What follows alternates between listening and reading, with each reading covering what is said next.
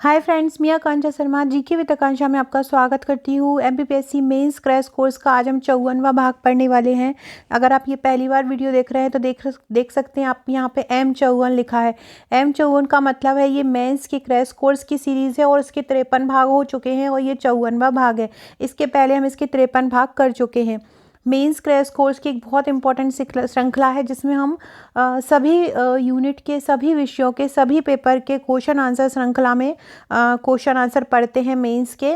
और ये मेरे नोट्स से प्रश्न लिए गए हैं। जैसे कि आज मैं ये जो बता रही हूँ ये हमारे पर्यावरण के नोट्स का रिव्यू है।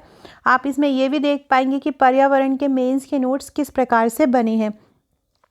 मेंस का जो पेपर 3 है उसका यूनिट 9 से संबंधित ये प्रश्न है। जलवायु परिवर्तन पर राष्ट्रीय कार्य योजना और पर्यावरण संरक्षण के वैधानिक प्रयास। इसके अलावा फ्रेंड्स मेंस के कुछ इस तरह की बुकलेट आएंगी। अगर आपको मेंस के नोट्स मंगाना है तो इस प्रकार के नोट्स आपके पास पहुंचेंगे। आप जहां भी भारत में रहते हैं वहां आप पहुंच जाएंगे। इसके साथ आपको 25 व्हाट्सएप के ग्रुप भी मिलते हैं, जैसे कि विज्ञान तकनीकी का अलग मिलेगा, संविधान का अलग मिलेगा, प्राचीन इतिहास का अलग मिलेगा, मध्य प्रदेश अर्थशास्त्र का अलग मिलेगा। ऐसे टोटल 25 व्हाट्सएप के ग्रुप मिलेंगे। एक मैथ का ग्रुप भी रहता है जिसमें आपको मैथ के क्वेश्चन करवाए जाएंगे। तो ये सभी आपको पेड ग्रुप रहते हैं, ये उनको ही मिलते हैं जिन्होंने हमारे नोट्स परचेज किए रहते हैं। और इसमें मेंस की आपको टोटल 40 बुकलेट मिलेंगी, जिसमें 12 बुकलेट आपकी 3 नंबर की रहेंगी, बाकी 28 बुकलेट आपकी 5 नंबर और 11 नंबर की रहेंगी। तो चलिए अब हम अपने क्वेश्चन को स्टार्ट करते हैं। पहला है पर्यावरण संरक्षण के लिए वैधानिक प्रयास। इसको हम पहले इंट्रो लिखेंगे, फिर जो जो वैधानिक प्रयास किए गए हैं वो लिखेंगे और लास्ट में हम इसका निष्कर्ष लिख देंगे।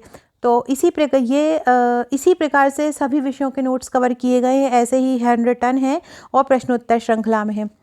भारत में प्रकृति व पर्यावरण संरक्षण को व्यक्ति की नैतिक व सामाजिक जिम्मेदारी माना है। ये अपना हम इंट्रो में लिखेंगे। पर्यावरण संरक्षण के वैधानिक प्रयास में हम क्या लिखेंगे कि भारत में प्रकृति व पर्यावरण संरक्षण को, मतलब प्रकृति की रक्षा करना, पर्यावरण की रक्षा करना व्यक्ति का नैतिक और सामाजिक दायित्व है। तो भारत में प्रकृति व पर्यावरण संरक्षण को व्यक्ति की नैतिक और सामाजिक जिम्मेदारी माना है। पर्यावरण संरक्षण का जो प्रयास है प्रथम पंचवर्षीय योजना से ही किया जा रहा है। पर्यावरण संरक्षण का प्रयास कब से किया जा रहा है? प्रथम पंचवर्षीय योजना से पर्यावरण संरक्षण का प्रयास किया जा रहा है। इसके पहला पॉइंट है 1976 में 42वें संशोधन द्वारा नीति निर्देशक तत्वों तथा मूल्य कर्तव्यों के रूप में पर्यावरण संरक्षण के लिए संवैधानिक प्रावधान किए गए। मतलब पर्यावरण को भी संविधान में अनुच्छेद के अंतर्गत रखा गया। तो ये कब रखा गया? 1976 में 42वें संशोधन में। तो 1976 में 42वें संशोधन द्वारा नीति निर्देशक तत्वों तथा मूल कर्तव्यों के रूप में पर्यावरण संरक्षण के लिए संवैधानिक प्रावधान किए गए। दूसरा है वन्यजीव संरक्षण अधिनियम। ये 1972 ईस्वी में आया। महत्वपूर्ण स्थानों में किसी भी प्रकार की मानवीय तथा औद्योगिक गतिविधियों को प्रतिबंधित करना। मतलब जहाँ पे वन्य जीव रह रहे हों वहाँ पे औद्योगिक गतिविधियों को दूर रखना। ये वन्यजीव संरक्षण अधिनियम जो 1972 में आया था उसका ये नियम बनाया गया। तीसरा था प्रदूषण निवारण अधिनियम। प्रदूषण निवारण अधिनियम 1974 में आया था। इसमें बोला गया कि किसी भी प्रकार के प्रदूषण को नियंत्रित करना, प्रतिबंधित करने वाली संस्था पर दंड और जुर्माना लगाना। ये प्रदूषण निवारण अधिनियम के अंतर्गत किया गया। प्रदूषण निवारण अधिनियम कब आया था? 1974 में आया था। इसमें क्या बताया गया कि किसी भी प्रकार के प्रदूषण को नियंत्रित करना और प्रतिबंधित करने वाली संस्था पर दंड और जुर्माना लगाना। अगला है वन संरक्षण अधिनियम। वन संरक्षण अधिनियम 1980 ईस्वी में आया। ये क्या बोलता है कि वनों की कटाई व वनों के विनाश को रोकना। वन संरक्षण अधिनियम कब आया? 1980 में आया। और ये क्या बोलता है कि वनों की कटाई व वनों के विनाश को रोकना, उक्त कृत्य के लिए जुर्माना और दंड की व्यवस्था। पर्यावरण संरक्षण अधिनियम कब आया? 1986 में आया। इसको छाता विधान भी बोलते हैं। पर्यावरण प्रदूषण का निवारण, ये सुरक्षा संरक्षण हेतु ये अधिनियम है। इसमें भी दंड और जुर्माने का प्रावधान है। केंद्र सरकार मानकों का इसके तहत प्रावधान करती है। फ्रेंड, ये जो उन्होंने हमसे क्वेश्चन में क्या पूछा है? वैधानिक प्रयास पूछा है। मतलब कौन कौन से अधिनियम इसके लिए, वन्य जीवों की सुरक्षा के लिए, पेड़ पौधों की सुरक्षा के लिए बनाए गए हैं, तो वो हमें लिखना है। संविधान के तहत किसमें लिखा गया है, तो इसलिए हमें टू द पॉइंट लिखना है क्योंकि हमारे पास समय कम रहेगा और हमको 1.5 से 2 पेज में कंप्लीट करना रहेगा। यहाँ मैंने बहुत पास पास लिखा है, ये आपका 1.5 पेज में हो जाएगा। इसके अलावा है फैक्ट्री अधिनियम। फैक्ट्री अधिनियम 1948 ईस्वी में सबसे पहले आया था, फिर इसका संशोधन करके 1987 ईस्वी में आया। इसमें पर्यावरण प्रदूषण के निपटान का प्रावधान किया है। फैक्ट्री अधिनियम में क्या किया गया है? पर्यावरण प्रदूषण के निपटान का प्रावधान किया गया है। फैक्ट्री अधिनियम कब आया था? 1948 में आया था, फिर संशोधन कब किया? 1987 में किया गया। पर्यावरण प्रदूषण के निपटान का प्रावधान इसमें किया है। फिर है राष्ट्रीय हरित न्यायाधिकरण। राष्ट्रीय हरित न्यायाधिकरण जो था वो 2010 में आया। राष्ट्रीय हरित न्यायाधिकरण कब आया? 2010 में आया। इसमें पर्यावरण संबंधी मामलों की सुनवाई के लिए पर्यावरण मुद्दों पर अनुमति देने व रोकने वाला सबसे बड़ा अपीलीय प्राधिकरण है। जिस प्रकार से व्यक्ति हमको हमारे अधिकारों का हनन होता है, हमारे साथ कोई गलत करता है तो हम कोर्ट में जाते हैं, उसी प्रकार पर्यावरण को अगर कोई क्षति पहुंचाता है तो उसके लिए राष्ट्रीय हरित न्यायाधिकरण बनाया गया है 2010 में। अगला है ठोस अपशिष्ट प्रबंधन अधिनियम।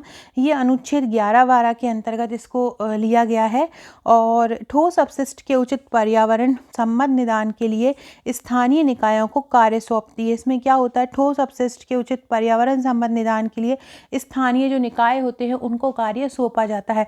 निष्कर्षतः निम्नलिखित विधान जो है पर्यावरण संरक्षण के लिए बनाए गए हैं, जो हमें निर्देशित करते हैं कि पर्यावरण रक्षा हमारे लिए कितनी जरूरी है। इस प्रकार से आप निष्कर्ष भी लिख सकते हो और अपने जितने भी विधान हैं उनके बारे में भी लिख सकते हो। अब हम अगला क्वेश्चन देखते हैं। अगला क्वेश्चन है जलवायु परिवर्तन पर भारत की राष्ट्रीय कार्य योजना समझाओ। राष्ट्रीय कार्य योजना को इंग्लिश में बोलते हैं national action plan on climate change. इसको NAPCC भी बोला जाता है। इसको इंग्लिश में इसलिए लिख दिया है क्योंकि आपसे NAPCC भी पूछ सकते हैं कि क्या है। तो ये जो प्लान है 2008 में आया। 2008 में भारत ने जलवायु परिवर्तन हेतु राष्ट्रीय कार्य योजना को अपनाया था। कब अपनाया? 2008 में। इसका उद्देश्य क्या है? जलवायु परिवर्तन के संदर्भ में सतत विकास के लक्ष्य को प्राप्त करना। सतत विकास लक्ष्य का मतलब है कि हमें जो पर्यावरण की रक्षा हमारे वर्तमान के साथ साथ भविष्य के लिए भी करना है, हमारी आने वाली पीढ़ी के लिए भी करना है। तो सतत लगातार विकास का लक्ष्य प्राप्त करना, ये इसका उद्देश्य है NAPCC का। शुभारंभ इसका कब हुआ था? 2008 में प्रधानमंत्री जी द्वारा किया गया था। और ये जो NAPCC है इसके तहत 8 मिशन चलाए गए हैं। कौन कौन से हैं?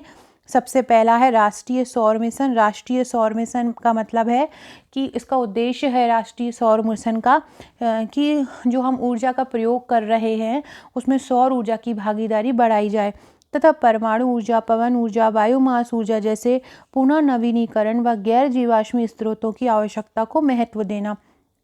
राष्ट्रीय सौर मिशन का क्या उद्देश्य है? कुल ऊर्जा प्रयोग में सौर ऊर्जा की भागीदारी बढ़ाना तथा परमाणु ऊर्जा, पवन ऊर्जा, बायोमास ऊर्जा जैसे पुनः नवीनीकरण व गैर जीवाश्मी ऊर्जा स्रोतों की आवश्यकता को महत्व देना। इसके अंतर्गत 2020 तक जो देश हैं उनमें 20,000 मेगावाट की सौर बिजली क्षमता स्थापित करने का लक्ष्य। अब जो 8 मिशन है वो कौन कौन से हैं? पहला है राष्ट्रीय जलवायु परिवर्तन रणनीति मिशन, राष्ट्रीय सतत कृषि मिशन, राष्ट्रीय हरित भारत मिशन, हिमालयी पारितंत्र को टिकाऊ बनाने हेतु मिशन, राष्ट्रीय सतत पर्यावास मिशन, राष्ट्रीय जल मिशन, राष्ट्रीय संवर्धित ऊर्जा दक्षता मिशन। ये जो मिशन हैं, जो कुल 8 मिशन ऐसे हैं जो NAPCC के तहत बनाए गए हैं।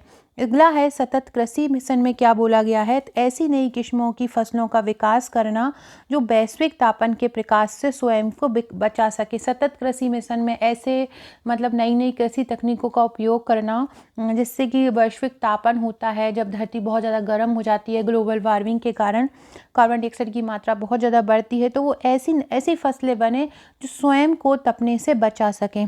अगला है जल मिशन। एक नियामक मशीनरी की स्थापना कर जल के अधिकतम प्रयोग हेतु फ्रेमवर्क के विकास का लक्ष्य करना। मतलब अधिक से अधिकतम जल का प्रयोग इस प्रकार किया जाए कि उनको हम पुनर्चक्रण भी कर सकें और जल को बचा भी सके, जिसमें जल के प्रयोग में 20% तक बचत बढ़ावा देने का लक्ष्य है।